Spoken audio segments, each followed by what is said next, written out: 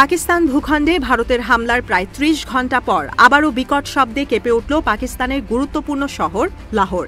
বৃহস্পতিবার সকাল ১০টার দিকে লাহোরে ভয়াবহ এক বিস্ফোরণ ঘটে বলে জানায় স্থানীয় পুলিশ। মার্কিন সংবাদ মাধ্যম সিএনএন-এর বরাত দিয়ে বিষয়টি নিশ্চিত করেছে আল জাজিরা। তবে এই শব্দ পাকিস্তানের ওপর ভারতের হামলার নয়, বরং পাকিস্তানের আকাশে যখন ভারতের স্পাই ড্রোন উড়ছিল তখন সেই ড্রোন ভূপাতিত করে পাক সেনারা। সেই শব্দেই মূলত কেঁপে ওঠে লাহোরের মাটি। আল জাজিরা জানায়, পাকিস্তানের লাহোরে গোপনে ভারতের গোয়েন্দা ড্রোন উড়ছিল, ঘুরে ঘুরে তথ্য পাঠাচ্ছিল ভারতীয় সেনাদের কাছে। সেই তথ্য অনুযায়ী মূলত পাকিস্তানের হামলার পরিকল্পনা করে ভারত। তাই স্পাই ড্রোনটি দেখার সঙ্গে সঙ্গে জরুরি অপারেশন চালায় পাকিস্তানের প্রতিরক্ষা বিভাগ, আর তাদের সেই অপারেশনে সফলভাবে ভারতের গোয়েন্দা ড্রোনটি ভূপাতিত করে। পাকিস্তানের আজাদ কাশ্মীর ও পাকিস্তান ভূখণ্ডে ভারতের হামলার পর গোটা বিশ্বের চোখ এখন দক্ষিণ এশিয়ার দিকে। সাম্প্রতিক সময় গাজার পর আরও একটি ভয়াবহ যুদ্ধের মুখোমুখি বিশ্ব।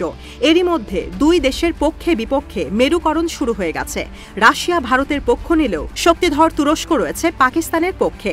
তুরস্কের প্রেসিডেন্ট রিসেপ তাইয়েপ এরদোয়ান একাধিকবার পাক প্রধানমন্ত্রী শেহবাজ শরীফের সঙ্গে ফোনে কথা বলেছে। পাকিস্তানের পক্ষে তাদের অবস্থান পরিষ্কার করেছেন মুসলিমদের কাণ্ডারি এই নেতা।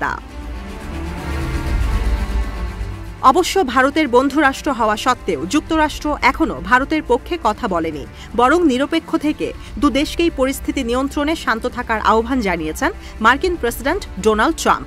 এমনকি পাক ভারত সংকট নিরসনে ট্রাম্প নিজে মধ্যস্থতার প্রস্তাব দিয়েছেন, যদিও তার এই ডাকে এখনও কোনো দেশই সাড়া দেয়নি। পাকিস্তান কয়েক ঘন্টার মধ্যেই হামলা করতে পারে ভারতে। সেই আতঙ্কে এরই মধ্যে ভারতের ২০টিরও বেশি বিমানবন্দর বন্ধ রাখার ঘোষণা দিয়েছে নয়াদিল্লি। এদিকে পাকিস্তানও তাদের লাহোর, করাচি ও শিয়ালকট বিমানবন্দর সাময়িক সময়ের জন্য বন্ধ রেখেছে। ভারত পাকিস্তানের এই যুদ্ধ নিয়ে ঘুম হারাম হয়েছে ভারতের সব বাঘা বাঘা নেতাদের। বৃহস্পতিবার সব রাজনৈতিক দলগুলোর সঙ্গে বৈঠক করেন বিজেপি নেতারা। সে সময় গোয়েন্দা তথ্যের ভিত্তিতে ভারতের প্রতিরক্ষা মন্ত্রী রাজনাথ সিং জানান, পাকিস্তানে তাদের চালানো ২৫ মিনিটের অপারেশন সিন্দুরে নিহত হয়েছে শতাধিক পাকিস্তানি। অবশ্য এর কোনো প্রতিক্রিয়া জানায়নি ইসলামাবাদ।